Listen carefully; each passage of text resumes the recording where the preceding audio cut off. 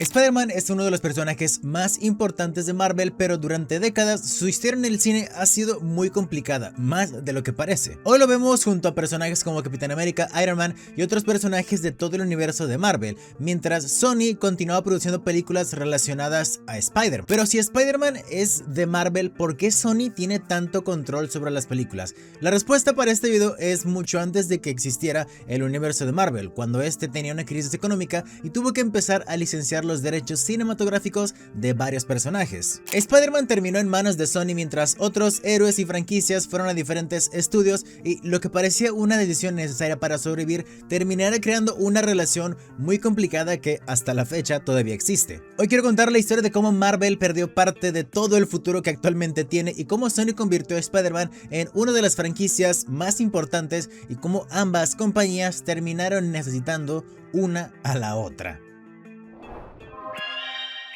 All aboard.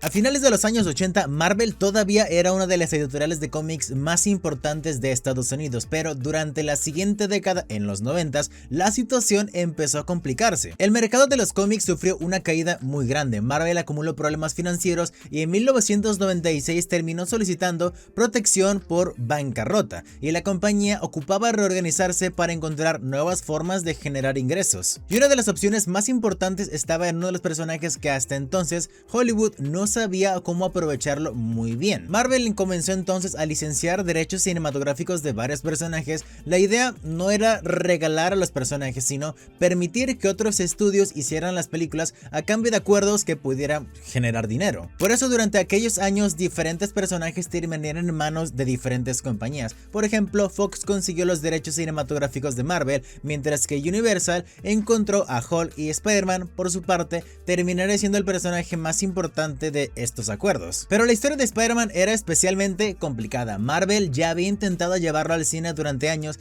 y había firmado acuerdos con diferentes compañías que nunca consiguieron producir una película decente. Algunas de estas empresas terminaron quebrando y los derechos quedaron atrapados en una enorme disputa legal que involucró a MGM, Viacom, Sony y Marvel, y para 1999, después de casi 8 años de problemas, la situación al fin se había resuelto. Sony consiguió entonces una licencia para producir películas de Spider-Man. El acuerdo firmado en febrero de 1999 permitía a Sony realizar películas, secuelas y otros proyectos audiovisuales relacionados con el personaje, como por ejemplo videojuegos. Marvel seguía siendo dueño de Spider-Man. Sony estaba obteniendo los derechos necesarios para llevarlo al cine, y los documentos corporativos de Marvel describen precisamente el acuerdo como una licencia de derechos cinematográficos, no de personaje. Y en aquel momento Marvel probablemente tenía razones suficientes para aceptar este acuerdo. La compañía acababa de salir de una de las etapas más complicadas de la historia y necesitaba recuperar una estabilidad financiera.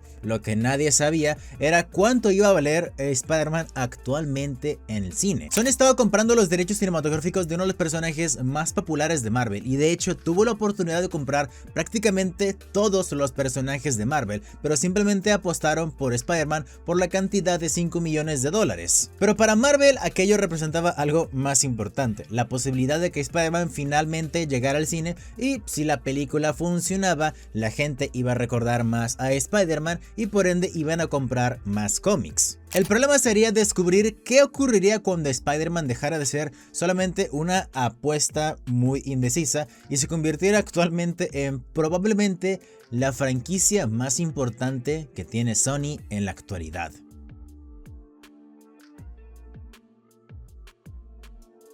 Cuando Sony finalmente consiguió poner en marcha a Spider-Man, el proyecto encontró a una de las personas que terminaría definiendo una época. Sam Raimi quedó a cargo de la dirección y Tobey Maguire fue elegido para interpretar a Peter Parker. La película llegaría en 2002 y fue un éxito enorme, convirtiéndose en una de las películas más importantes de la nueva ola de superhéroes. 2 años después llegaría Spider-Man 2, que incluso consiguió una recepción todavía mejor y terminó consolidando a la trilogía, y esta película es considerada de las mejores de toda la la historia de superhéroes. Pero detrás de este éxito existía una condición que hacía que Sony no pudiera simplemente tomarse todo el tiempo del mundo para decidir qué hacer después con la franquicia. El acuerdo cinematográfico de Marvel estaba estructurado para que Sony conservara su licencia mientras mantuviera activa la franquicia. Según el acuerdo, esta cifra era de 5 años y 7 meses. ¿Qué quiere decir esto? Que si durante 5 años y 7 meses no había una nueva película de Spider-Man o algo relacionado con Spider-Man, Sony iba a perder los derechos cinematográficos del personaje. Obviamente había más acuerdos complejos, pero en resumen era esto. Esto nos ayudaba a explicar o entender por qué Sony tenía tanto interés en mantener a Spider-Man constantemente en los cines. Después de Spider-Man 2 llegó Spider-Man 3 en 2007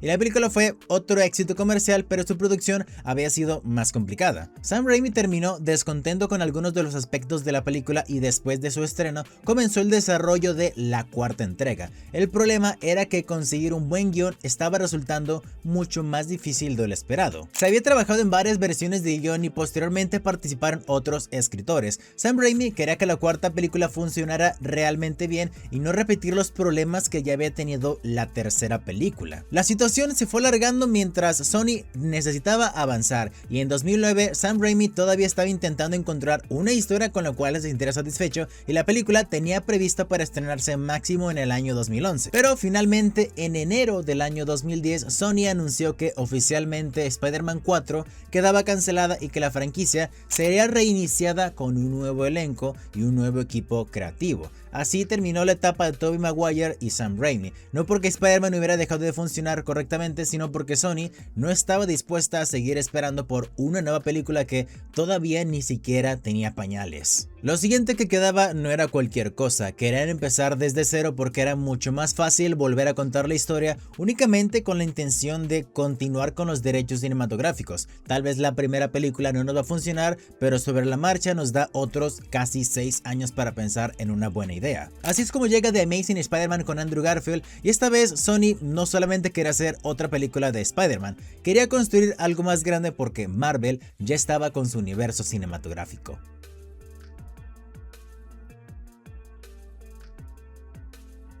Cuando Sony decidió reiniciar a Spider-Man, Andrew Garfield tomó el lugar de Tobey Maguire y The Amazing Spider-Man llegó a los cines en el año 2012. La película funcionó comercialmente y permitió que Sony continuara con el personaje, pero esta vez el estudio, como les digo, tenía más ambiciones. No quería limitarse a hacer una película de Spider-Man cada cierto tiempo. El éxito del universo de Marvel había demostrado que los personajes podían conectarse entre varias películas y Sony quería aprovechar la parte del universo de Spider-Man que controlaba. La idea se hizo evidente con The Amazing Spider-Man 2 estrenada en el año 2014. La película introdujo a varios personajes que pueden servir para futuras historias y dejó pistas muy claras sobre los enemigos que aparecerían después, pero el plan de Sony era todavía mayor. En 2013 el estudio anunció oficialmente que estaba desarrollando películas centradas en Venom y los 6 Siniestros, además de nuevas películas de The Amazing Spider-Man. Sony incluso creó un equipo de guionistas encargado de mantener una historia conectada entre los diferentes proyectos. Ellos querían competir con Marvel directamente.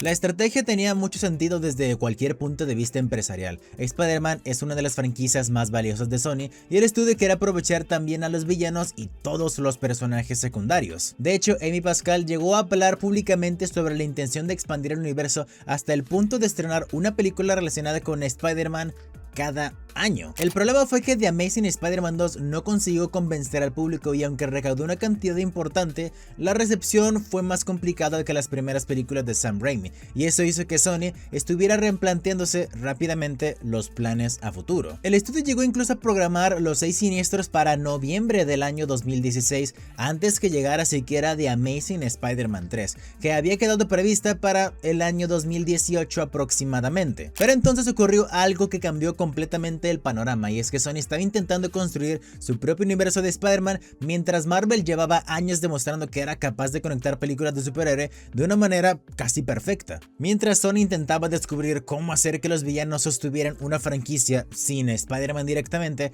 Marvel tenía una propuesta mucho más sencilla, que era que Spider-Man formara parte del universo. El problema era que Marvel no tenía los derechos cinematográficos para hacerlo por su propia cuenta. Sony sí los tenía y esto obligaba a que las dos compañías se sentaran a negociar hasta que una cediera.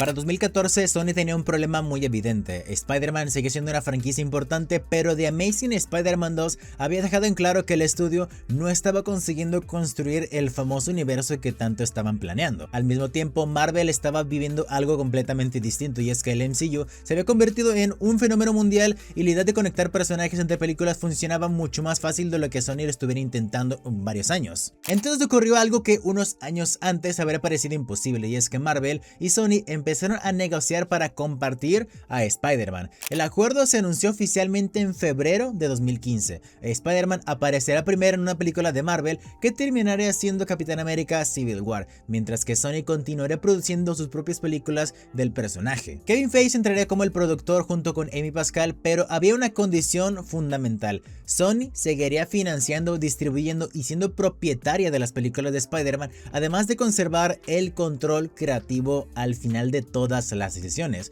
Esto es importante porque el acuerdo no significaba que Marvel hubiera recuperado a Spider-Man. Sony seguía teniendo los derechos cinematográficos que había obtenido décadas atrás. Lo que Marvel consiguió fue diferente, que era participar directamente en la productora y usar a Spider-Man dentro del universo, dando como resultado un nuevo Spider-Man, en este caso Tom Holland. Su primera aparición como Peter Parker ocurrió en Capitán América Civil War en 2016, y después Sony estrenó Spider-Man Homecoming para 2017, y por primera vez Spider-Man podía interactuar directamente con personajes que durante años habían estado separados de él en el cine. Durante un tiempo parecía que ambas compañías habían encontrado el acuerdo perfecto, pero en 2019 volvieron a aparecer los problemas, y es que después del éxito de Spider-Man Far From Home, Disney y Sony comenzaron a negociar las condiciones económicas para las siguientes películas, es decir, cada estudio quería más dinero. Las conversaciones se abrieron públicamente y durante unas semanas parecía que Spider-Man iba a abandonar el universo de Marvel. La reacción entre fanáticos fue enorme y finalmente ambas compañías volvieron a negociar. En septiembre de ese mismo año anunciaron un nuevo acuerdo que permitió continuar la historia de Spider-Man dentro del universo de Marvel,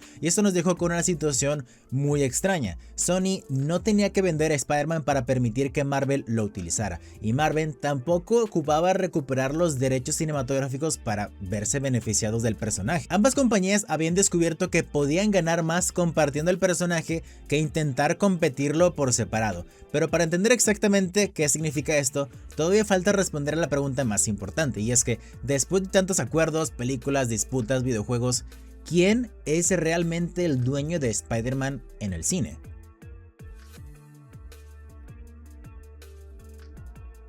Después de tantos acuerdos, quizá la forma más sencilla de entender la situación es separar dos cosas que normalmente siempre confundimos: Spider-Man como un personaje y Spider-Man como propiedad cinematográfica. Spider-Man sigue siendo personaje de Marvel indiscutiblemente. Sony nunca compró el personaje ni se convirtió en propietaria de Marvel. Lo que obtuvo fue una licencia para utilizarlo en determinadas producciones audiovisuales, es decir, películas, y esta licencia terminó convirtiéndose en una de las propiedades más importantes de la compañía. Es por eso que Sony puede producir películas como Venom, Morbius, Kraven, mientras Marvel puede utilizar a Peter Parker dentro del MCU gracias a acuerdos que existen con las compañías. Son negocios muy diferentes que pueden convivir fácilmente porque los derechos cinematográficos fueron licenciados por Sony, y el acuerdo de 2015 permitió precisamente que Marvel participara en las películas de Spider-Man mientras Sony mantuviera la propiedad y el control de toda esta explotación cinematográfica de Spider-Man. Y la parte en que hace que todo se sienta extraño es que cuando vemos a Spider-Man junto a los Vengadores podemos pensar que finalmente está en Marvel, pero realmente no ocurre esto. Marvel consiguió permiso para utilizarlo dentro del universo mientras Sony continúa teniendo posición fundamental de este durante las películas. Esto explica por qué también las dos compañías pueden tener intereses muy diferentes. Marvel necesita a Spider-Man porque es uno de los personajes más importantes dentro de todo el universo, tiene mucho valor y es muy conocido mundialmente. Sony, por otro lado, tiene un incentivo enorme para mantener los derechos porque Spider-Man es una de las franquicias más importantes y, en resumidas cuentas, es una máquina de dinero. Y después de todo esto resulta curioso volver al inicio, porque en los años 90 Marvel ocupaba dinero y comenzó a licenciar derechos de los personajes. Spider-Man terminó en manos de Sony porque llevarlo al cine parecía una oportunidad para ambas compañías. Como les dije anteriormente, Sony hace una película, la gente conoce al personaje y por ende quieren comprar más cómics. Sony lo convirtió en una trilogía, después lo reinició, intentó hacer lo suyo y como no les funcionó, pidió ayuda a Marvel. Obviamente no iban a soltar al personaje, entonces hagamos una colaboración, una de las colaboraciones más importantes de la industria del entretenimiento actual. Así que, ¿de quién es Spider-Man? La respuesta corta es: Spider-Man es de Marvel, pero Sony controla los derechos bajo acuerdos de licencia que ambas compañías han tenido que sentarse en una mesa a discutir por meses, punto por punto, coma por coma. Sony necesita a Marvel para aprovechar el enorme universo que rodea al personaje, y Marvel necesita a Sony para que el personaje pueda existir cinematográficamente bajo todas las condiciones actuales. Es gracioso que lo que comenzó como una venta necesaria para poder sobrevivir terminó creando una de las relaciones más extrañas de Hollywood y que estoy seguro que no todo mundo termina de entender. Principalmente creo que nadie sabía de este acuerdo de 5 años y 7 meses. Spider-Man no está completamente en Sony, tampoco está completamente en Marvel. Está en medio de dos compañías y después de más 25 años parece que ambas han aprendido que es mucho más rentable compartirlo que intentar quitárselo o negociar una con la otra. Yo soy David del canal de Stupid Punks y nos veremos hasta la próxima. Chao.